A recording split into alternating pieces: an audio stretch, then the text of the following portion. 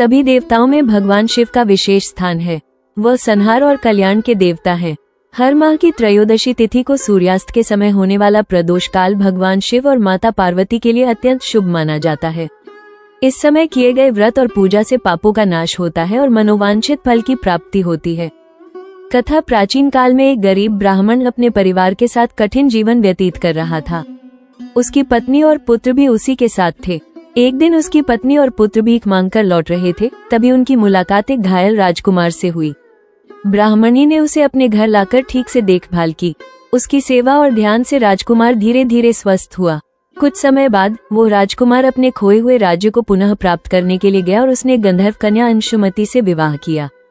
इस सब में ब्राह्मणी के प्रदोष व्रत का विशेष प्रभाव माना जाता है। राजकुमार ने अपनी पत्नी को बताया कि ब्राह्मणी ने जिस निष्ठा और भक्ति से व्रत किया, उसके कारण ही उसके जीवन में सुख और समृद्धि आई। इस प्रकार प्रदोष व्रत की महिमा और प्रतिष्ठा बढ़ी। प्रदोष व्रत का महत्व: प्रदोष व्रत करने से मानसिक शांति, पारिवारिक सुख, समृद्धि और आर्थिक स्थिरता प्राप्त होती है। यह व्रत सभी पापों को नष्ट करने वाला माना जाता है। विशेषकर सोम और शुक्र प्रदोष अत्यंत शुभ माने जाते हैं।